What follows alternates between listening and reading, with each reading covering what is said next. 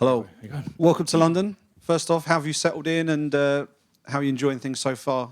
I love it here, man. So the team and I, we arrived a little earlier, which is good. Yeah, it just helped us to acclimatize and get used to the timing here, the sleeping patterns and everything. And I just love it. The weather's good, well, for us now. So everyone dresses well here, and it's helped me to understand, just keep up my standards. How long does it take to acclimatise given just the sheer scale of the commute that you needed to make for this one? For this one, about 4 or 5 days.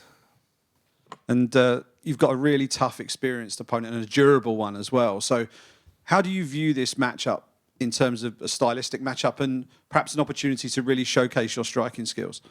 Yeah, Jan is a very well-established and experienced fighter. So, we've got to make sure we go in there and get the job done. That's all that matters.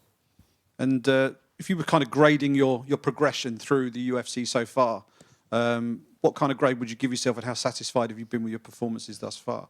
Well, when you look at it, you've got someone who's on a 7-fight win streak, the most in the light heavyweight division so far. So, very exciting, and I think everyone would be merited for a title shot after this.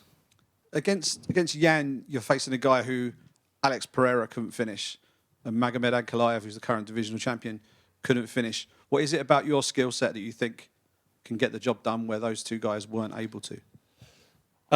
We'll just have to see on Saturday night, but I come with a different approach. Great stuff. Thanks very much. Thank you. Carlos over here. This side. Yeah. In Jan, you're also facing an opponent who has fought a teammate of yours, Adesanya. Did you guys talk about the fight, and did you watch his fight with Jan, even though it's been a while?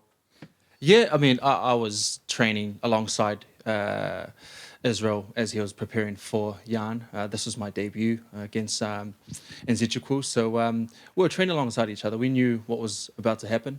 So I think the advantage that we have now is not so much. It's just more so the fact that the coaches have done their extensive study in the past. So we're a step ahead in terms of just had done our study.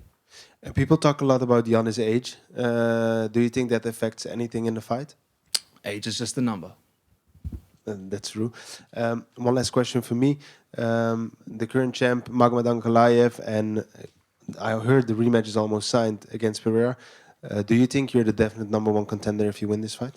Yes, a fight, notable win over Jan Blachowicz would definitely merit a title shot after that, so for sure. And where do you see the holes in Jan's game for you? It'll present itself. Okay, good luck this Saturday. Thank you. Over here, Carlos, Absalon for Absalon MMA. You said that you're going to watch out for the holes, but people see you as more of a striker, Jan Blachowicz more of a well-rounded fighter. Do you think that you're going to have opportunities in all around the game, or are you just focusing on striking? We will have to see. It is a secret until it's not a secret. It's going to happen, but I have full faith that I'm going to get the win. And do you think it's an advantage that you have a teammate that fought him, or do you think it's a disadvantage for him to have already fought this style of Eugene Berman? Not so much an advantage, but every fight is different. I know Błachowicz has seen this fight differently, and he's going to approach it that way. He's smart. He's a chess player, and that's the way I'm going to view it. He's the first former champion that you face in the UFC. How much of an honor is that for you? Very much so, and a win over Jan would definitely merit it. If you don't get the title shot, who is the opponent that you would most like to fight against, since you had an upcoming fight against Jamal Hill? Is it the one that you would want to face if you don't get a title shot after? There's a title shot there, brother. There's a title That's shot what you there. want to get. Thank you. Good luck. Thank you. Carlos over here. How much did you value the experience you got in a technical fight against Volkan Oezdemir, a former title challenger? Yeah, a lot, man. I mean, I took a lot from that fight. I mean, obviously, I wanted to get the knockout, as I usually do, but you live and you learn. I took 3 rounds with someone who was supposed to have been a great striker and on a great roll. So for me to do that to someone like Volkan was a well defeat in itself. And if you are to win, there's been a trend of fighters weighing in as a backup to then earn their title shot. Do you feel that with the rematch between Pereira and Ankalaev, do you want to weigh in as a backup to potentially earn your spot more than just this fight? Yep, that could happen too. Thank you. Carlos, just quickly, how do you think a rematch between Alex and Magomed will go down? I know that Alex will work on the holes that he needs to. He'd probably be in the gym right now as we speak, doing that. And he's a player, and I could see he will make the differences that he needs to, or the adjustments. And but I just feel that Ankalaev, he's a strong player right now too, and anything can happen at this point. So do you see Ankalaev holding on to the title when you finally get that shot? That's something I visioned for sure. How do you think a fight with you and Ankalaev will go down? You know how it goes down. You know how it goes down.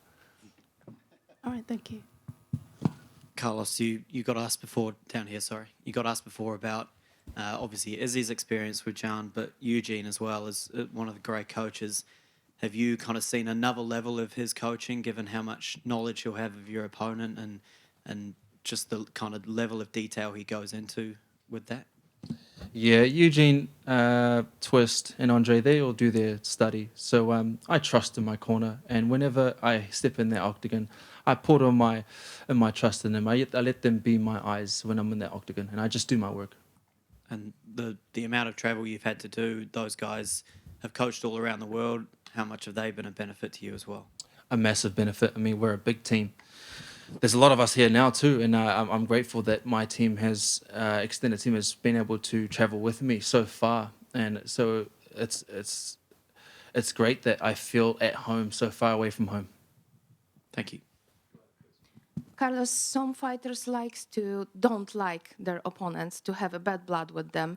You've met Jan Blachowicz. What do you think about him as a man and as a fighter? Are you able to unlike him? Yeah, whenever I step in that ring, nothing gets in that way. So, but before and after, I've always viewed and I've always followed Jan. I respect him as a man. And the way I put it is, I've got 2 sons, and like if I feel that my sons could look up to someone like him, then that'll be good. I view that way. He is he can inspire kids and people around the world, and I like that. Last one from me. What do you think about the current situation of Israel Adesanya? Do you believe that he can be again a champion in UFC? Once a champion, always a champion. Thank you. Thanks very much. Sorry again from Against the Fence. News on the line is that you used to be a male stripper yourself, and soon you'll be stripping a particular male of the title, perhaps. Give it some time. Got to get past the challenge this weekend, of course. But how far would you say you've come from the man you once were to the man that you are now standing before us today? Yeah, a very well-developed fighter. And from the beginning of my career in the UFC, everything was kind of fast-tracked during COVID. I was put in the Shark's Den, on the Lion's Den pretty quickly. So we had to learn to adjust. And now I've got the momentum and understanding of how MMA is. So I'm just riding the wave. And for the note, I wasn't stripping. It was more so hosting parties and just enticing women to come into clubs and stuff like that. So yeah, just put it out there. Of course. Just one more question from me real quick. It's should you get there, who would you rather stylistically be matched up against, Pereira or Ankalaev? Pereira's obviously a very dominant fighter and a champion as he's been. And that would be a massive fight. I've always said that a fight between myself and Pereira would be massive. Just 2 warriors, cultured warriors, to go up against each other. But then also, with that said, notably, with Ankalaev, he is dominant. He's someone that a lot of fighters would dodge. So a win against Ankalaev would definitely shoot me past anyone. So either one would be great for me. You'll build your stock massively. Great, thank you. Thank you. Carlos, just over here. You come with another teammate, Kevin Joseph, French UFC fighter. He has a judo background and good grappling. Does he help you with the preparation against Jan Blachowicz as well? Yeah, nah, he's amazing, man. So that's the whole reason why we have Kevin on board on this camp. Is he's sharp, man. His grappling is second to none. Obviously, his judo is amazing. He's got the good judo chop, which he's taught everyone a few times at the gym. So he's known for that one. But you know, everyone plays their part. Everyone plays their part, and I'm glad that we've all collectively come as a team. And all I got to do is make sure I finish the job. Good luck on Saturday night. Thank you, sir. Hey, Carlos, it's Kat. When you said there's so much more on the horizon besides having the belt, would something like being on the cover of GQ be on the horizon? 100%. Yeah, that's it. That's everything that we've put in the lines for sure. GQ they've already sung out for a bit, so we'll definitely get there. Thank you. Thank you. All good.